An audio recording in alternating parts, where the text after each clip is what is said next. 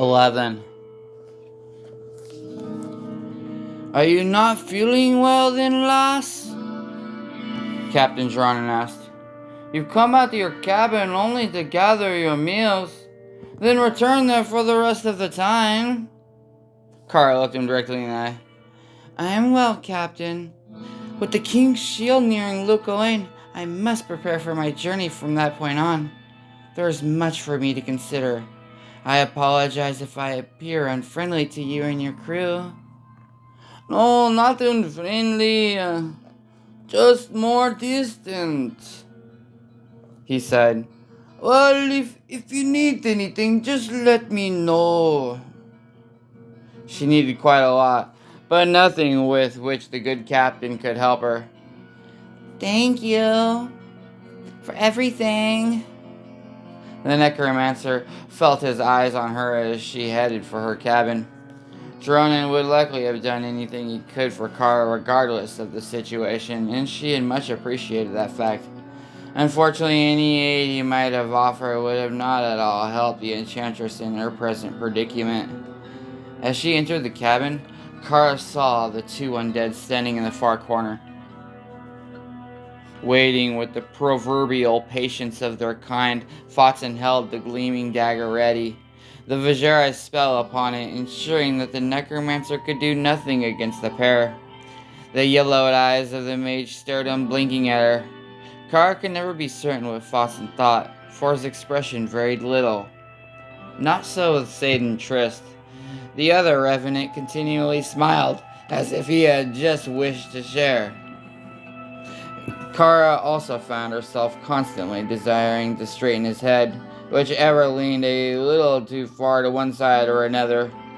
The stench of death surrounded them, but so far as she could tell, it had not pervaded any part of the ship beyond her cabin. As a necromancer, the foul smell bothered Kara less than most, but she still would have preferred to do without it. Her studies and her faith had ensured that Kara had dealt almost daily with the realm of the dead, but those encounters had ever been on her own terms. Never before had the tables been turned, and the dead made her come at their beck and call. The good captain leaves you to yourself still, I hope, Triss gasped. He is concerned for me, that is all. The wiry ghoul chuckled. A sound like an animal choking on a bone. Perhaps when the man's neck had been broken, a part of the bone there had been lodged in his windpipe. It would explain the way he talked. Even though Saint Trist did not need to breathe, he needed air in order to speak.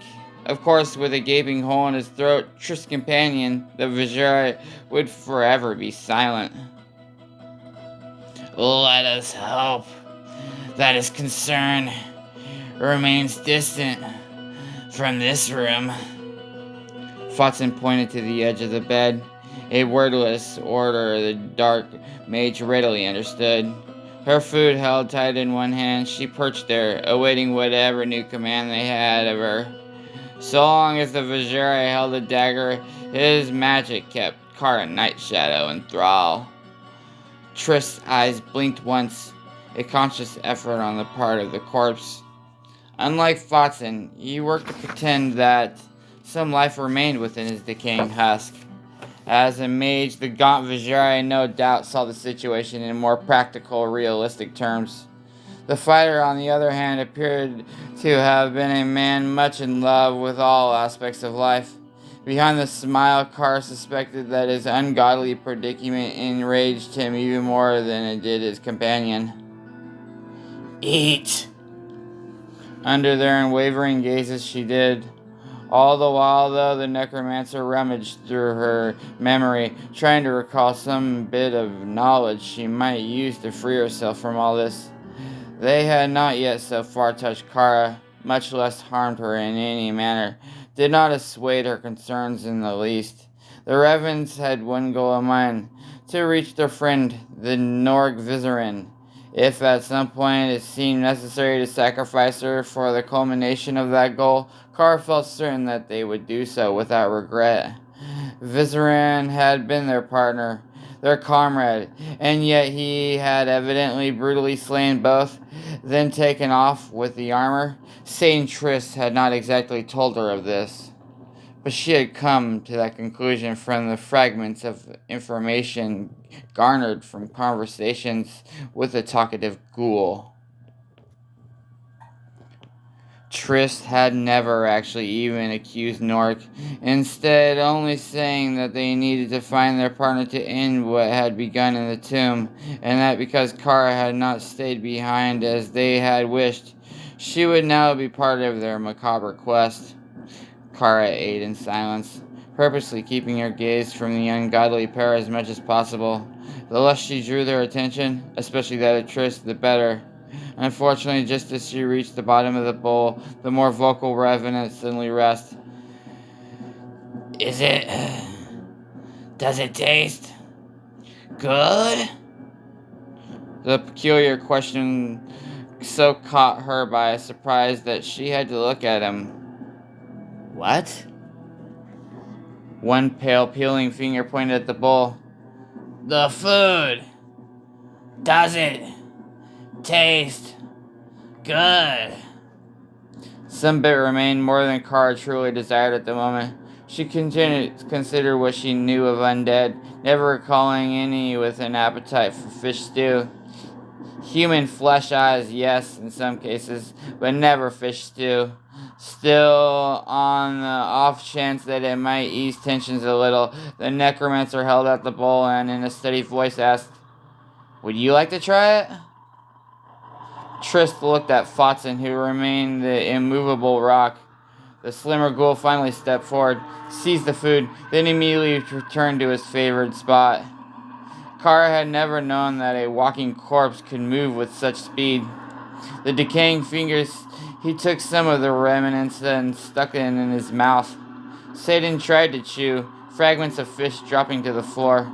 Despite that fact that both he and the mage acted as if living, the dead man's body did not completely function as it had previous to his murder. He suddenly spat out what remained, at the same time a monstrous expression crossing his marauding countenance. Filth! It tastes of death, Satan eyed her. It's too long dead. They should have cooked it less. A lot less. He considered this crucial matter more, eyes never leaving Kara. I think maybe they should have not cooked it at all. The fresher, the better. Eh? The raven-haired woman did not reply at first, having no desire whatsoever to prolong the conversation that might turn to exactly what types of meat the ghoul would think tastes best uncooked. And instead, Kara tried to turn back to the subject of most concern to her, the hunt for Norg Vizerin. You were aboard the Hawksfire, weren't you? You were aboard until whatever happened that caused the crew to abandon her. Not aboard. Underneath. For the most part.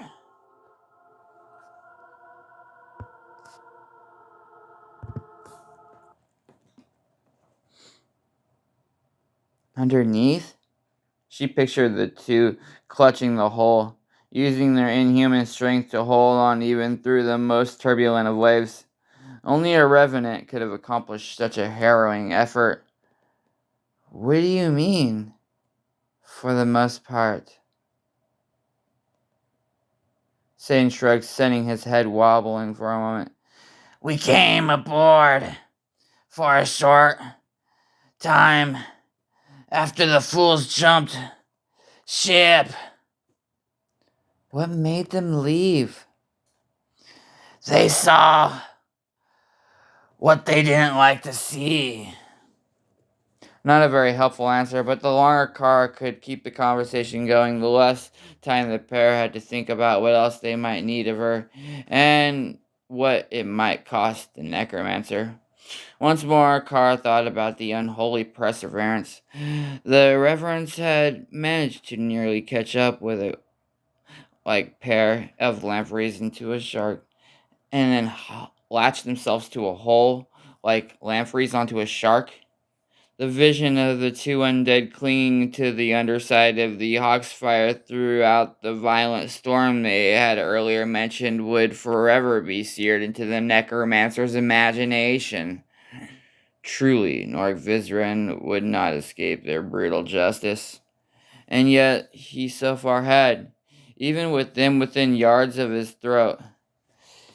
If you and he were alone aboard the ship, then why is the hunt not yet over? He decided grim. Change came over Trist's smile, managing to make his general appearance even more ghastly than previous. It should have been. He would say no more, and when Kara looked at Flotsam, his dark visage revealed nothing. She pondered their responses as rapidly as she could, finally deciding to try to play on their failure. Aboard the Hawksfire, I can be of more help to you, you know. Next time, nothing will go awry. This time, Flotsam blinked once. What that meant, the necromancer could not say, but the Vajera's action had been for some specific reason. Satan's eyes narrowed slightly. You'll be of all the help we need. Trust on that. But I could be more than your unwilling puppet. I understand what drives you. I understand why you walk the earth as an ally rather than a prisoner. The possibilities of what you can accomplish grow tenfold and more. Silently, the wiry corpse tossed and caught his own dagger a few times, something he had done often since his arrival. Apparently, even death could not break some habits. Carr thought he did it whenever he had to concentrate especially hard. Do you understand? Less than you think. All I'm trying to say is that we need not be adversaries. My spell stirred up your murdered spirits, set you on this quest, and so I feel some responsibility. You seek this Norg Vizren? So do I. Why don't we work as allies? Again, the mage blinked, almost as if might wanted to say something. An impossibility, of course. In the lieu of that, he glanced down at his companion. The two undead shared a long gaze, which made the enchantress wonder if they communicated in some manner beyond her ken. The ingrated sound of Satan Trist's unearthly chuckle filled the tiny cabin. But Kara knew better than to hope that Captain Geronin or one of the crew would hear. The Vajera had cast a spell, deadening all sounds within. As far as the man of the king's shield might be concerned, the necromancer made no noise than if she now slept peacefully. My friend, he brings up an amusing point. You, as our good ally, would surely expect your dagger back, eh? When she had no good reply, Trist added, not a bargain we could very much live with. You know what I mean? Carr understood very well. Not only did the dagger give them power over her, but it likely served as a focus for which them to let them function on the mortal plane. The ritual blade had been what had first summoned the phantasm of Flotsam, and the probable result of taking it from them would be both bodies would simply collapse, the vengeful shades sent back to the afterlife forever. This pair wouldn't have none of that. You'll aid us as we need. You'll serve as the cloak covering the truth from those we meet. You'll do what we can't do in the light of day, where all can see. Flotsam blinked for a third time, a very distressing sign. He had never been taken such a visible interest in their conversations, preferring everything to come from his more vocal companion. Trist rose, ever smiling. The more Kara Nightshadow thought of it, the more she realized that the smile never truly left the slimmer ghoul's face, save when its owner forcefully chose to make it go, as when the food had so disgusted him. What so she'd taken for humor looked, in part, to simply be what death had frozen on his countenance. Trist would likely be smiling even when he ripped out the heart of his treacherous comrade Norik. And as we must have your cooperation, my good friends suggest a way to make you even more amenable to the situation. Both he and the Vizier approached her. Kara leapt from the bed. You have the dagger. You need no other hold over me.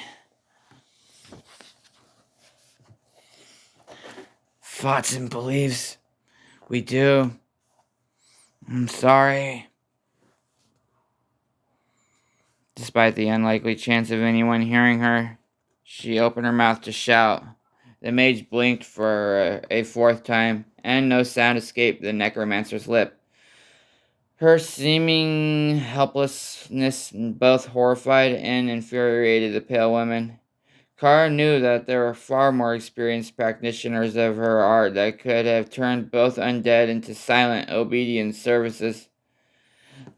A few more years and perhaps even she would have been able to do so. Instead, the ghouls had turned her into the puppet, and now they sought to further add to her invisible chains. Trist's macabre grin and cold white eyes filled her view. The breath of decay drifted to her nostrils each time the rotting figure spoke. Give me your left hand, and it'll be less painful. With no choice left to her, Kara reluctantly obeyed. Satan Trist took the hand in his own moldering fingers, caressing it almost as if he had and the young enchantress had become lovers. Kara felt a chill run up and down her spine at the thought. She had heard such tales before. I miss many things about life, women, many things. A heavy hand dropped on his shoulder.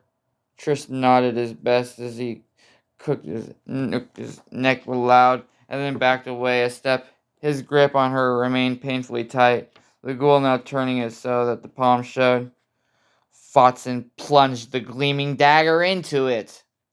Kara gasped and realized that while she felt discomfort, she did not feel actual pain. She stared in astonishment, noting and yet not quite believing the sight before her. More than 2 inches of the curved blade stuck out of the other side of her hand, yet nowhere did she see any trace of blood. A brilliant yellow glow arose from the area where the dagger had penetrated, a glow that completely bathed her palm. The Vizier at least tried to say something, but only a thin gasp escaped. Even rewrapping his ruined throat did not work. Let me, snarled Trist, eyeing the captive necromancer again. He intoned, Our lives are your life. Our deaths are your death. Our fate is your fate. Bound by this dagger and your soul. With that, Watson tugged the dagger free. The Vizier thrust the blade toward her face, showing Kara that no blood stained it. Then he indicated her hand. She studied her palm, could not even make out the slightest scar. The murdered mage had summoned powerful sorcery for this terrible spell. Trist pushed her toward the bed, indicating the young woman sit. We are one now.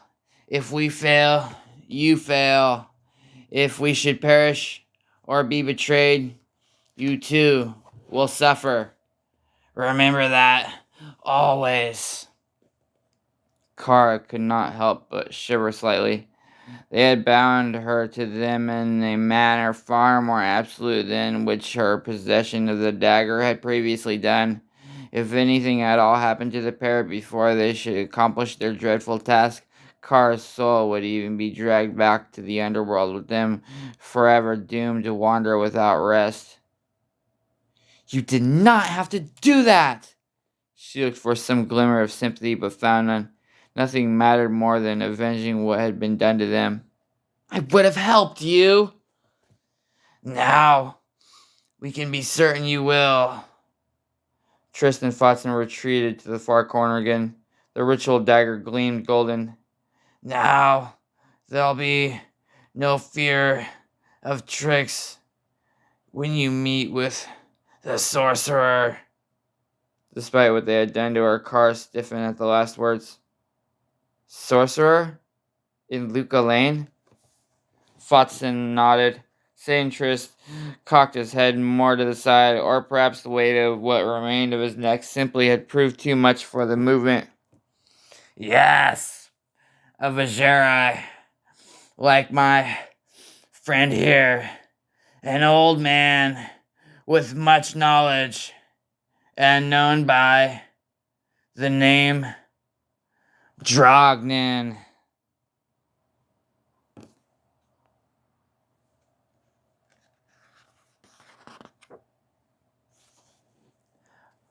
"My name is Drognin," the cloaked mage remarked as he swept into the chamber.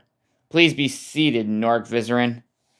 As he gazed around the Vajeri sanctum, the sense of unease that had crept over Nork earlier returned 1,000 times stronger.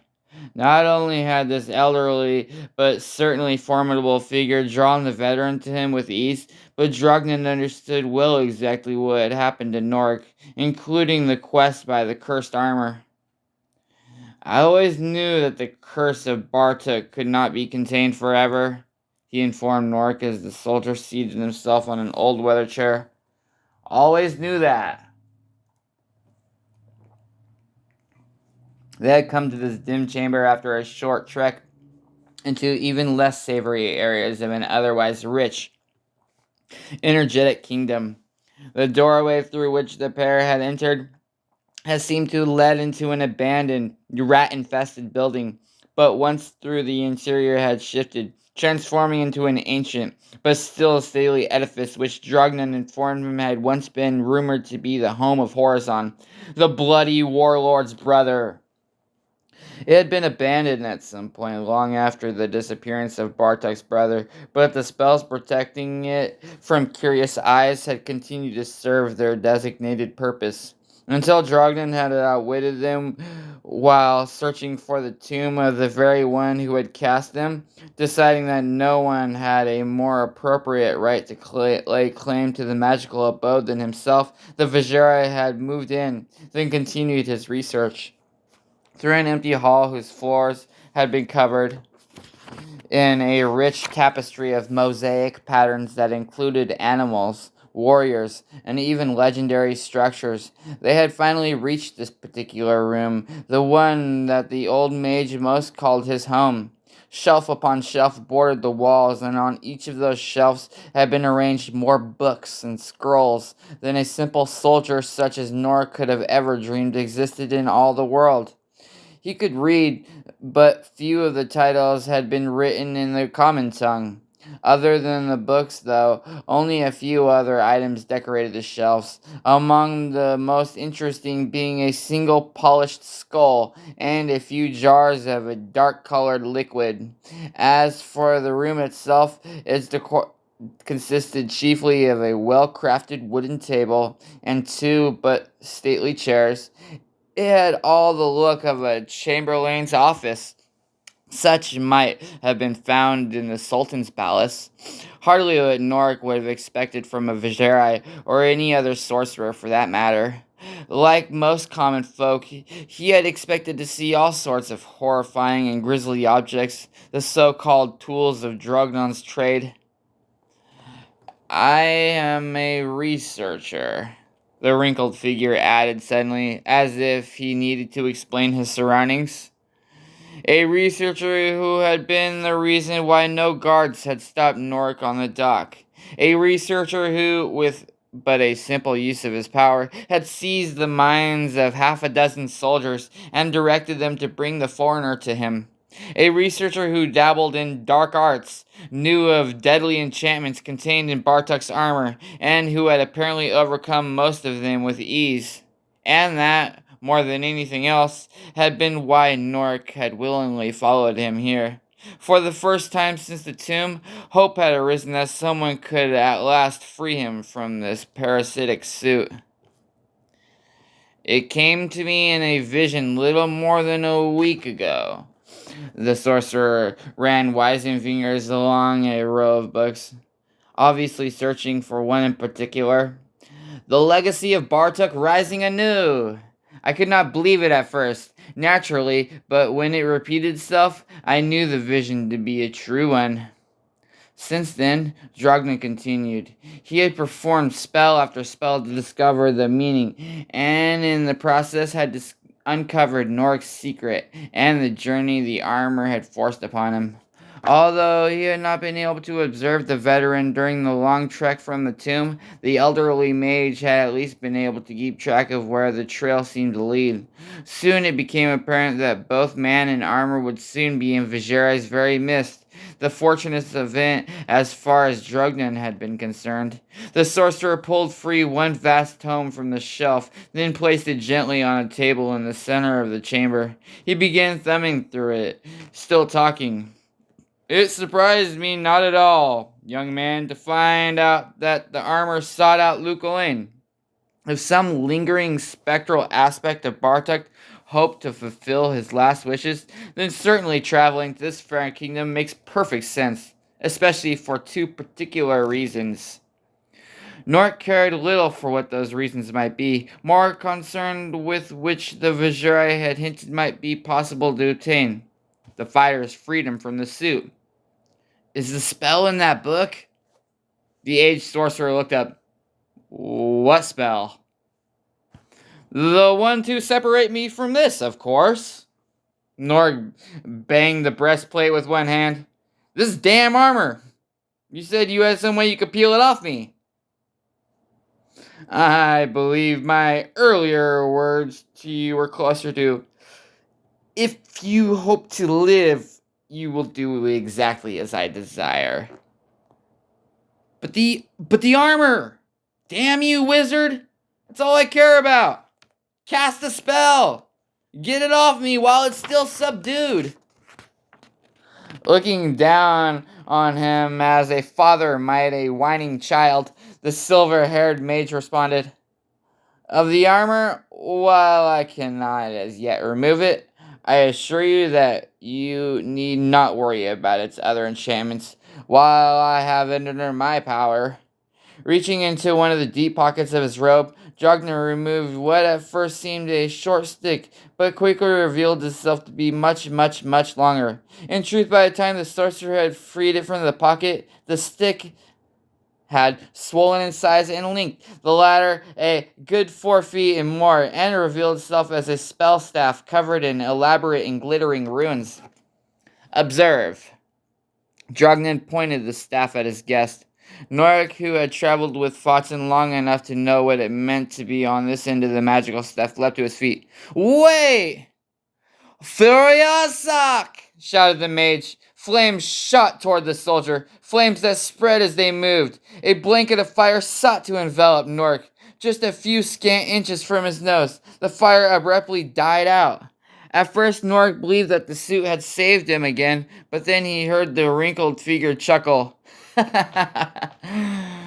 Not to worry, young man. Not even a hair singed. You see what I mean now? My control over the armor is complete. Had I so desired, I could have left you roasted like a skeleton, and the suit could not even have saved you. Only my canceling of the spell protected you now. Now, do, sit back down. The searing heat still burned his nostrils. Nork slumped back into the old chair. Drognan's unnerving display had proven two things. The first had been what the elderly sorcerer had claimed to be true. With his magic, he had subdued the enchantments of the armor. The second had been that Knaak had evidently placed himself into the hands of somewhat ruthless and likely half-mad wizard. Yet, what else could he have done? There's a bottle of wine next to you. Pour yourself some. Calm your nerves.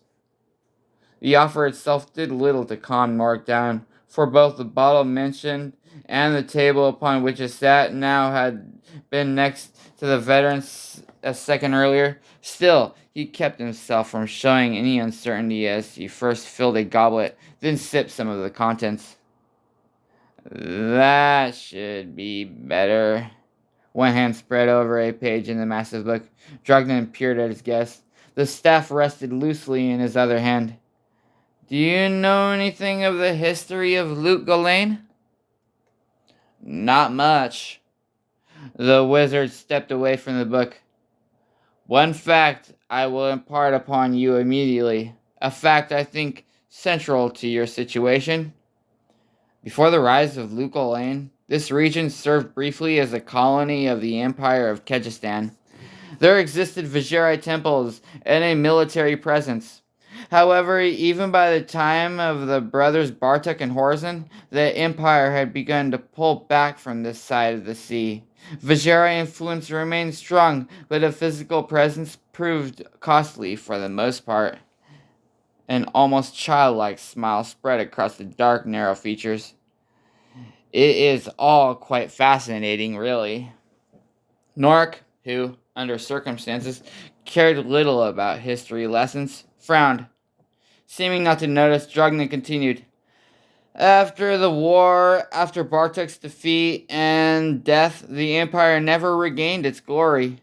Worse yet, its greatest sorcerer, its shining light, had suffered too much in body and, most poignantly, mind. I speak, of course, of Horizon, who came to Luke Ghislaine. Knaak helpfully added, hoping by doing so it would assist the rambling elder to reach whatever point he sought to make. Then perhaps Dragnon would finally get around to helping the fighter. Yes, exactly. Luke Ghislaine. Not named that yet, of course. Yes, Horizon, who had suffered so terribly even in victory, came to this land, tried to settle into a life of studious pursuit, and then, as I informed you earlier, just disappeared. The veteran soldier waited for his host to continue, but Dragnon only stared back, as if what he had just said explained all. You do not understand, I see, the robe sorcerer finally commented. I understand that Horizon came to this land, and now the cursed armor of his hated brother has come here too. I also understand that I've had to watch this men slaughter, demons rise from the earth, and know that my life's no longer my own, but that of a dead demon lord. Knaak rose again, having had enough. Dragnon could not have easily raised his staff and slain him on the spot, but his own patience had come to an end. Either help me or slay me, Vajari. I have no time for history lessons. I want release of this hell. Sit. Knaak sat, but this time not of his own accord. A darkness crossed Dragnon's features, a darkness that reminded the hapless soldier that this man had readily taken control of not only half a dozen guards, but the damnable suit too. I will save you, despite yourself, Knaak Vizran. Although certainly no servant of the Vajari are you, despite that ancient name, I will save you while at the same time you will lead me to that which I have searched for more than half of my life. Whatever spell Dragnon used pressed the fighter so tight into the cold chair that Knaak could barely speak. What? What do you mean? Lead you to what? Dragnon gave him a nearly incredulous look. Why?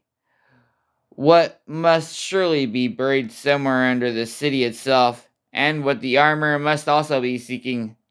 The tomb of Bartok's brother, Horizon. the legendary Arcane Sanctuary.